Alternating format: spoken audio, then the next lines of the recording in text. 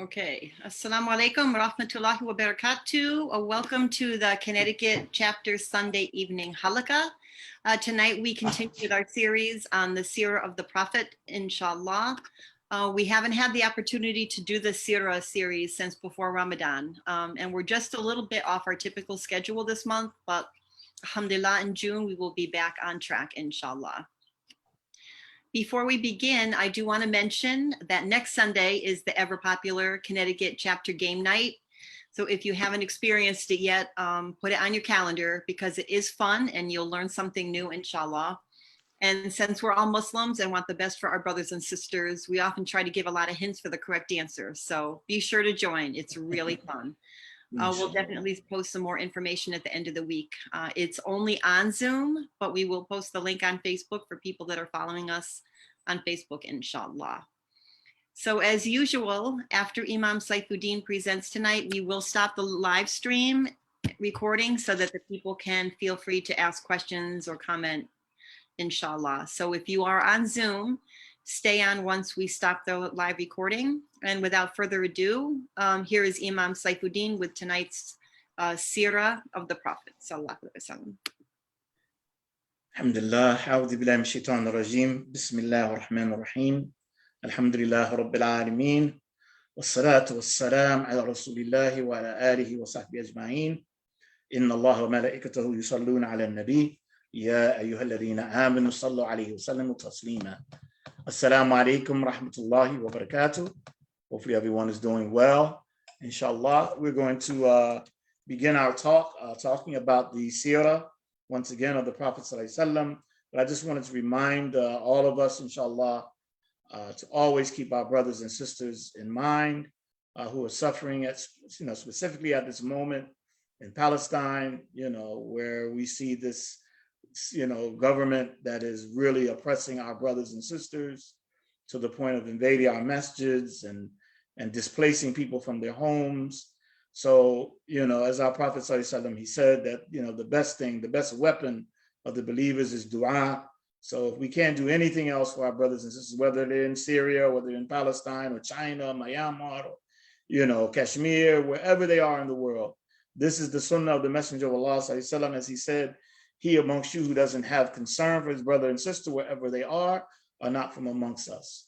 So we should always keep that in mind and always make dua for them as often as we can for their protection against the suffering that they're experiencing right now. So with that in mind, as the sister said, we haven't had our Seerah discussion for a while. So I just want to kind of review quickly what we had sort of ended up with last time. And we said we're going to start to really get into, some of the, the action, I guess you could say, that happened to the Muslims, because now, the Muslims are about to make hijrah to Medina, or the place that was called Yathrib at that time.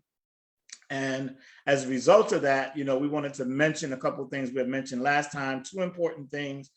First of all, the first pledge of Aqaba, which some of the Muslims call the pledge of Nisa almost, because the Muslims, when they first made this first pledge, there was 6 people, and there was, a couple of sisters as well. So the Prophet ﷺ just went over the basics with them, and that was that, you don't associate any partners with Allah, that you do not commit adultery, you do not commit fornication, you do not steal, all of these different things. These were the basics of the first pledge of Aqaba. Now, when they had the second, the other pledge, the final pledge, where over 75, I think it was, men and women came from Medina, and they made the second pledge, the third pledge of Aqaba. And so this was the final pledge before the migration. And the Messenger of Allah ﷺ came with his uncle Abbas, radiallahu anh, and he wasn't actually Muslim at the time. And he came to the Ansar. He said, "This is my nephew. We protected him while he was in Mecca. Will you protect him while he is in Medina or Yathrib?" And so one of the Ansar stood up, Ka'b bin Malik, and he said, "O Messenger of Allah, we want to hear what you want us to do." And so the Messenger of Allah ﷺ made the beautiful statement that you obey me whether you like it or not, that you enjoin the right and you forbid the wrong, you protect me like you protect your women and your children, and if all of humanity stands up against you, you will defend what you believe in. And so Ka'b radiallahu anh, he stood up the very famous statement. He said, well, what do we get for this? And one of the things that I forgot, that you spend in prosperity and adversity. And he said, and O Messenger of Allah, what do we get in return? And the Prophet ﷺ said, Jannah. This is all he said, Jannah. And Ka'b radiallahu anh, he stood up and he said, Rabbi Halbay, what a bargain, mashallah, that we get Jannah for this. So this was the mindset of the Sahaba radiallahu anhum ajma'in. And we'll be talking about some stories even today, about how the Messenger of Allah sallallahu, he once again said, Rabbi Halbay to the Sahaba because of the sacrifices that they made. But a couple things I didn't mention last time when we were talking about the sort of before the migration of the Muslims to Medina, was that Mus'ab bin Umair, we talked about him and how he was sent by the Messenger of Allah sallallahu alaihi wasallam to teach the people about Islam. And he was so great in his da'wah. And one of the first things that the Prophet sallallahu alaihi wasallam told him to do was to establish the Jummah. So the Jummah was established when the Prophet sallallahu alaihi wasallam wasn't even in Medina, because in Mecca, they weren't allowed to, of course, go to the Kaaba, have Jummah openly. So Jummah was actually established in Medina under Mus'ab radiallahu anhu. And it is said that there were 40 people that were there that established the Jummah, the first Jummah of the Muslims. And, many of the scholars, some of the madhabs, they say that, like the Hanafi madhab, you have to have 40 based on this, but there's other hadiths that say less, that the Prophet ﷺ said, that you can have, as less as three forms of jama'ah. And some say you can even have two, one who does the khutbah and one who's there. So Allah subhanahu wa ta'ala knows best. There's ikhtilaf, there's a difference of opinion from the scholars, but we know the first Jummah was established. And I wanted to mention how Mus'ab, how his dawah was. And there were actually two men, and they were some of the most prominent of the Medina tribes. And they were Sa'd and Usayd. And one of them, I can't remember which one it was, but they were the relative actually of Asad. And Asad was where the first Jummah was had at his house. This is where Mus'ab was living when he was in Medina, when he first came to Medina. And one of his relatives came to, Asad and said, look, who is this person who has come to our, place of living, and he's causing all these problems. We want to keep the religion of our forefathers. And so Mus'ab, he said, let me just say what I have to say. And if you like it, you can accept it. And if you don't, I will stop. So he said, okay, I'll listen. And when he listened to what Islam was, he was like, wow, what a beautiful discourse. He listened to the Quran. He said, what a beautiful discourse. And so he said, what do I have to do to accept Islam? And so they told him what he needed to do, that he should take a bath, that he should make 2 rakats, he should do these basic things, say the shahada, and alhamdulillah, he became Muslim. So mashallah, he goes back to his other partner, and he's completely different. They see this like change in him. And so he tells him, say, maybe you need to go and you need to talk to him as well. Because he knew that if he accepted Islam, then all of his tribe, because he was the leader of his tribe, he was the best of his tribe, he was the chief of his tribe. So if he accepted Islam, then all the other people would accept Islam. So he goes to Mus'ab. Mus'ab, he goes there with this aggressiveness. He's upset. And Mus'ab says basically the same thing. Just take your time, relax. Let me explain what Islam is to you. If you like it, alhamdulillah. If you don't, alhamdulillah. He explained it to him, and he became Muslim. MashaAllah. So he goes back to his people, and they're looking at him, and they see him once again. He looks different. So they go to him, and they say to him, you are the best of us. You are the chief of us. You are the best judge of us. And he says, I will not speak to any of you until you accept Islam. And they all accepted Islam, with the exception of a couple of people. And one of them, and I'm not good with names because there's so many names that when we read the Seerah of the Prophet ﷺ, there's so many names, and many of the Seerah, they had this person who died at Badr, that person who died at Uhud. The Prophet ﷺ spoke to this person. So I'm not always the best with the names, but there was one particular person who did not accept Islam at that particular time. But he accepted Islam before the Battle of Uhud. And he accepted Islam at Fajr time, and he was killed before Dhuhr. So it is said that Abu Hurairah radiallahu anh used to quiz his students and say, who was the man who died who never made a single rakat? and was shaheed, or was a martyr. And they told him it was this man, because he had accepted Islam, after Fajr and before Dhuhr Salah. So he never made a rak'ah. He never prayed, but Allah subhanahu wa ta'ala blessed him to become a martyr. And alhamdulillah, Allah subhanahu wa ta'ala will grant him Jannah, because when he came to the Sahaba and the Ansar, the Muhajirin Ansar at Uhud, they said, they knew he was a mushrik. And it was like, well, we don't need you. If you're not with Islam, we don't care. We're outnumbered. They were outnumbered 3,000 to 1,000 at Uhud. But they were like, we don't need you, because we know that what wins the war is our iman. So we don't want you if you're just for tribalism. If you're just here to, adhere to your tribe. You have to be Muslim. And alhamdulillah, he had said, I have accepted Islam. And he went to the Prophet, he took his shahada, alhamdulillah, mashallah, and he died as shaheed. So this is just one story I wanted to mention. Alhamdulillah, a couple things that we didn't mention before, the last time we were talking. So mashallah, so now we see that the Prophet sallallahu alaihi wasallam, and his actual name was, Usayrin. Mashallah, I did write it down. His name was Usayrin. So now the Quraysh, now the Prophet sallallahu alaihi wasallam, after all these things were happening, he ordered the Muslims to migrate to Medina. Now that they have a place, the Ansar had invited them to Medina. Now, mashallah, the Prophet ﷺ, after he's gone to Ta'if, they rejected him. His people have rejected him in Mecca.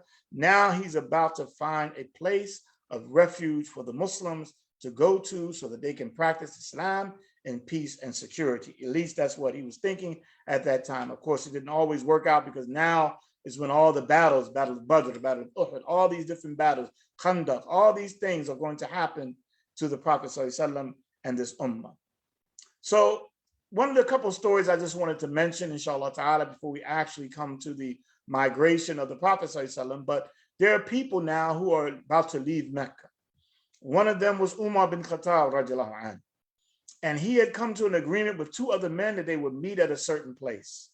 One of them showed up, but the other one didn't. And Umar, radiallahu anhu, he had told him what had happened. The man that didn't come, he had told him that his mother was upset. And his mother says she won't do anything. She won't comb her hair. She won't do anything until she sees him before he leaves to go to Medina. But Umar was like, look, this is a trap. That they're not going to let you leave. But the man said, look, I just have to go see my mother. I can't leave without seeing my mother. So Umar says, okay, take this camel of mine. It's a very strong camel, a very fast camel. So if they try to do anything to you, inshallah ta'ala, jump on that camel and get away from them. So mashallah, he goes there, and there's Abu Jahl again. And Abu Jahl asked him to get off his camel so that they could do something. And he gets off his camel, and they grab him, and they take him, and they hold him captive.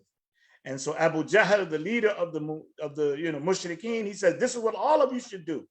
When your family tries to leave Mecca, this is what you should do. You should, take them captive. And this is what happened to many of the Muslims. And we'll talk about some of their stories, that many of them were held captive against their will, after they wanted to leave Mecca and go to Medina. Their families kept them chained in certain parts of the house, and so forth and so on. So, of course, now you have Umar radiallahu anhu. He's there, and he's like, look, if anyone you wants to become a widower or whatever, then come try and stop me from going to Medina.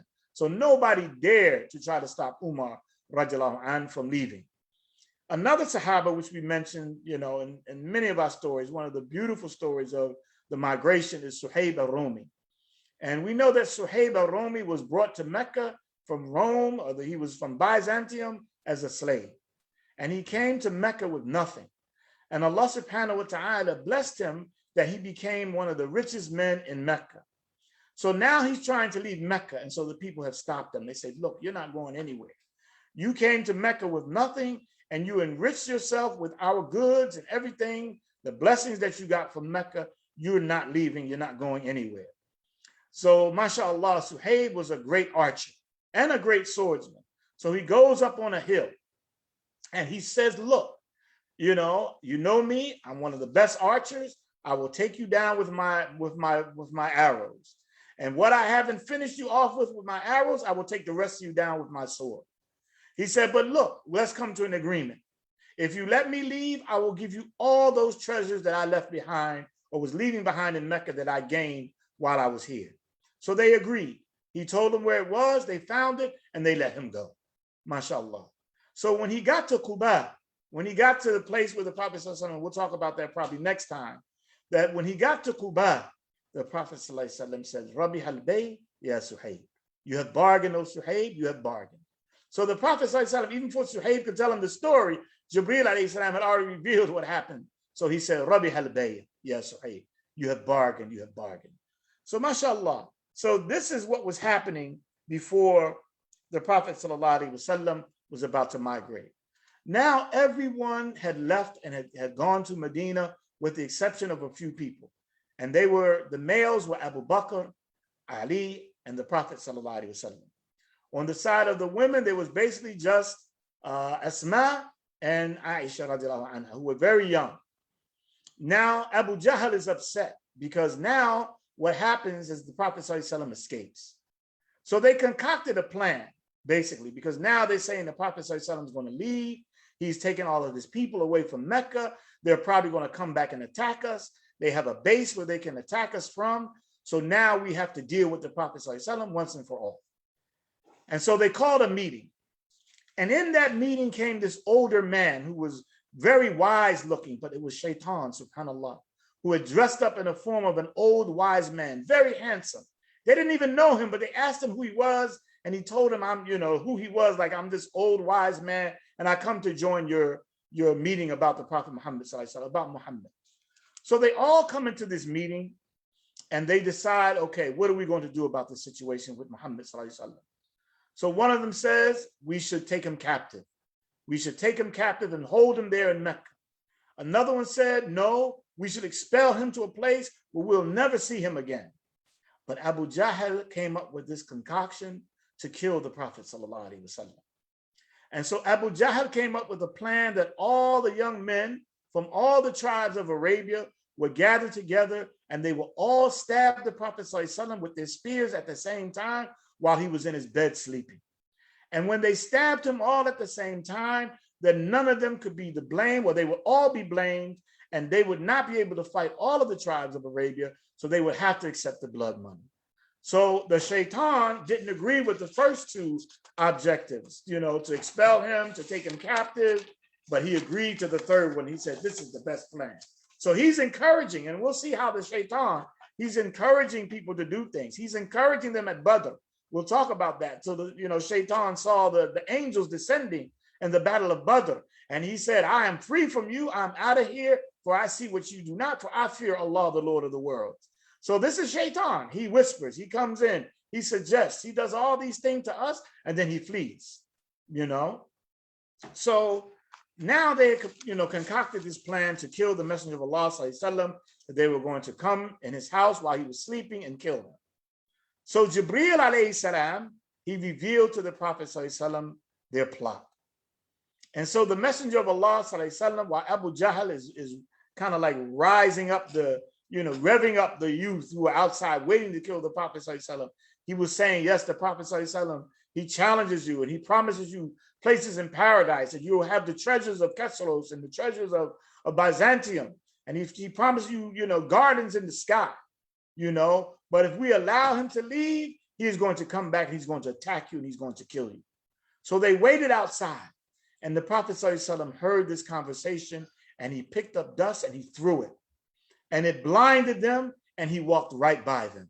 Subhanallah. He walked right by the Quraysh, those young men. And when they woke up in the morning, there was a man that was there, and they were like, what's going on? And he said, what are you talking about? He said, well, they were there to kill the Prophet ﷺ. And this man said, verily, I saw the Prophet ﷺ walk right by you. He said, he threw dust on your head, and they started feeling their heads, and all this dust was on their head. And so they was like, there's no way he could have walked right by. So they go into the house, and they take the covers off, and there's Ali radiallahu anh laying in the bed of the Prophet ﷺ to spoil their plot and their plan. And Ali radiallahu anh, he said, I have never slept better than I slept that night, mashallah. So alhamdulillah, so the Prophet ﷺ, through Allah subhanahu wa ta'ala, he escaped them, And Allah subhanahu wa ta'ala, he mentions a verse in the Quran, أعوذ بالله من الشيطان الرجيم, وَإِذْ يَمْكُرُوا بِكَ الَّذِينَ كَفَرُوا لِيُثْبِتُكَ أو سبحان الله أو يقتلوك أو يخرجوك ويمكرون ويمكر الله والله خير الماكرين. So Allah subhanahu wa ta'ala, he mentioned in this وَيَمْكُرُ اللَّهُ وَيَمْكُرُونَ وَيَمْكُرُ اللَّهُ وَاللَّهُ خَيْرُ الْمَاكِرِينَ, that they plan and Allah plans and Allah is the best of planners. So we see this, ayah always in Quran, وَمَكَرُوا وَمَكَرُ اللَّهُ وَاللَّهُ خَيْرُ الْمَاكِرِينَ, that they plan and Allah plans and Allah is the best of planners. And this other one was revealed, ayah was revealed after Isa alayhi salam. When they plotted, they boasted, we've killed Jesus, the son of Mary, the apostle of Allah, the messenger of Allah. But Allah says what? They killed him not nor crucified him, but Allah raised him up. So Allah subhanahu wa ta'ala thwarted the plans of the disbelievers once again through the Prophet sallallahu alaihi wasallam just walking right by them.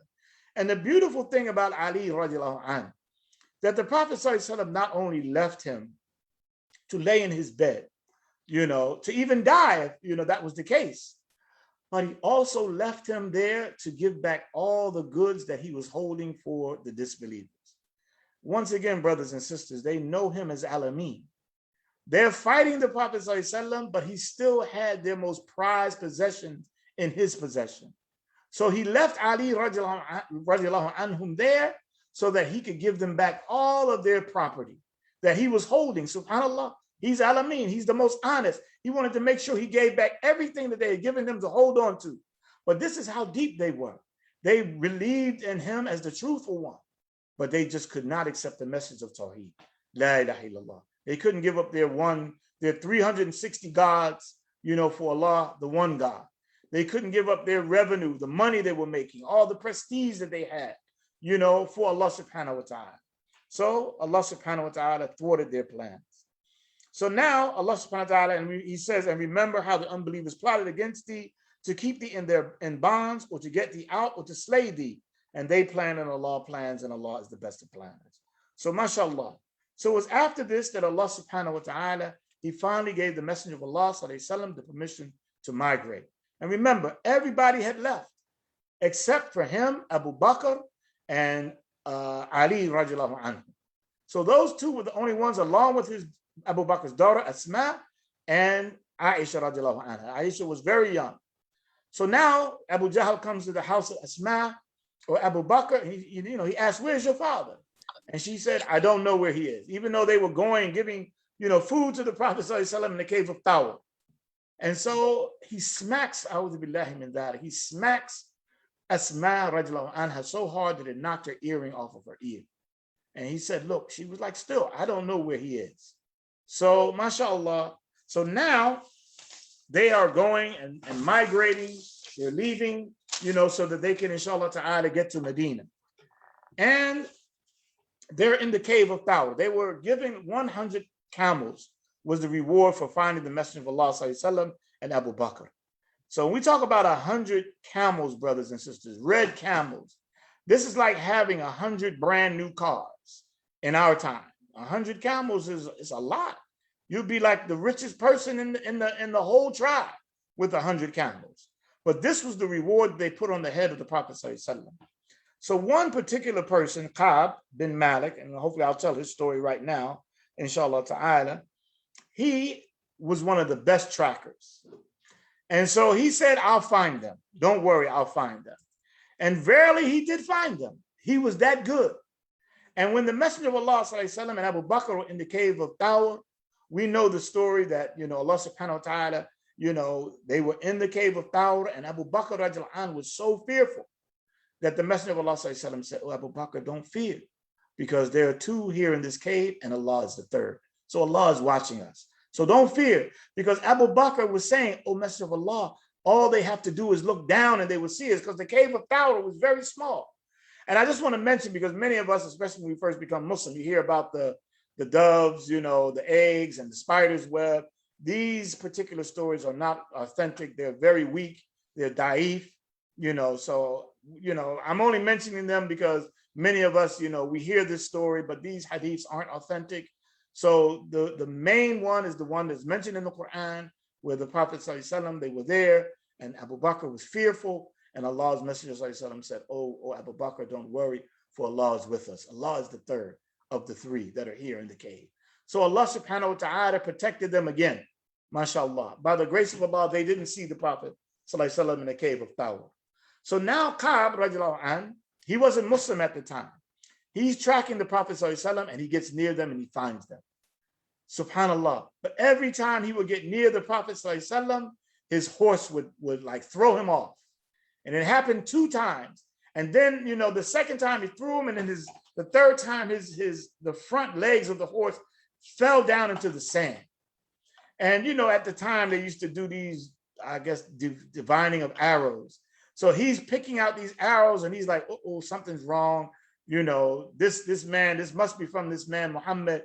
And this is why my horse is not going anywhere. And every time he would try to attempt to get near the Prophet ﷺ, the horse would sink down into the sand. So the Prophet ﷺ, he started to talk to the Prophet ﷺ.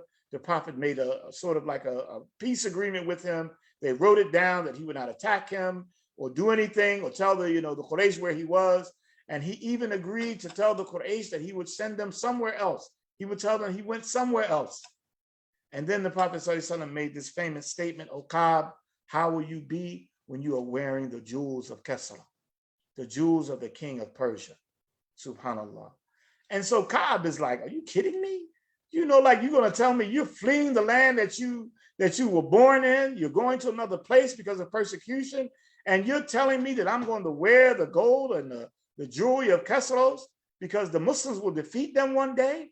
The biggest superpower of the time, besides Byzantium, the Romans. He was like, he just couldn't believe it. But we know in the time of Umar radiallahu anh, that the Muslims defeated Persia. And we'll talk about that a little bit more in detail, inshallah, because the Romans and the Persians were fighting for God knows how many years, 100 years, more than 100 years. And neither one of them would defeat each other. But when the Prophet ﷺ, he sent the letter to Kesros and he tore it up.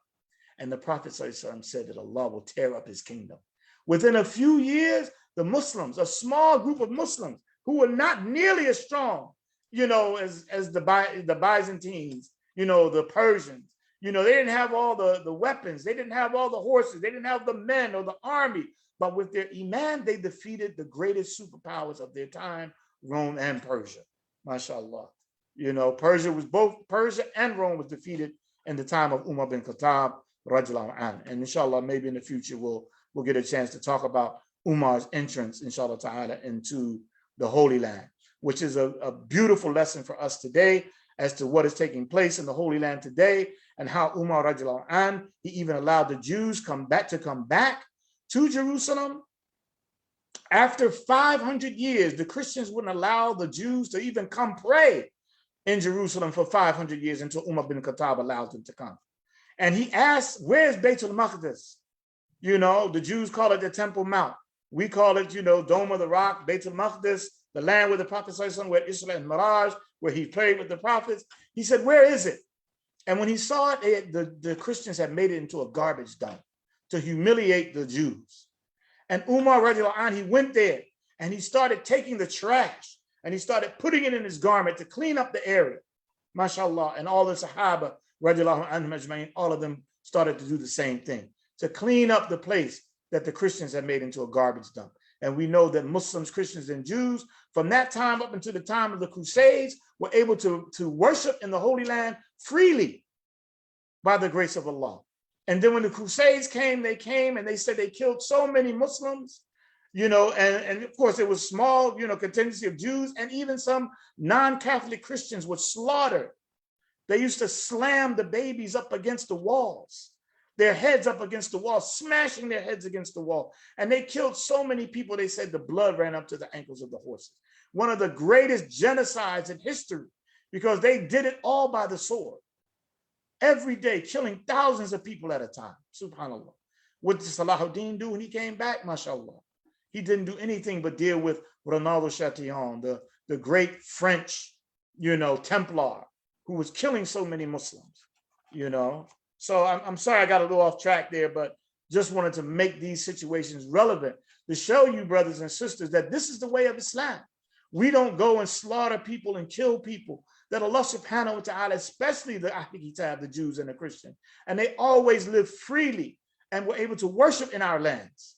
Always. The Jews had nowhere to go after the Inquisitions. They had to go to Turkey. They had to go to Morocco. They had to go to Tunisia.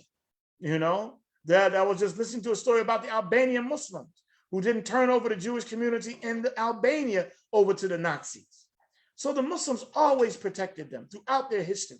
But we see what's happened and what happened in the past in Palestine and what is happening and taking place today in Palestine. So we should always remember this is the way that we conduct ourselves as Muslims, inshallah. So now the Prophet ﷺ, he's about to go, you know, after he talks with, you know, Suraqah, his name was Suraqah, who had tracked down the Prophet ﷺ. And so, mashallah, you know, he's about to go to Medina.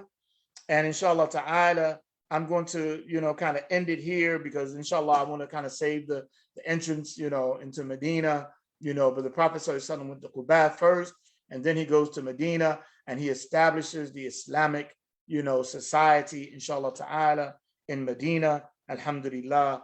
And this, inshallah ta'ala, I'll end here.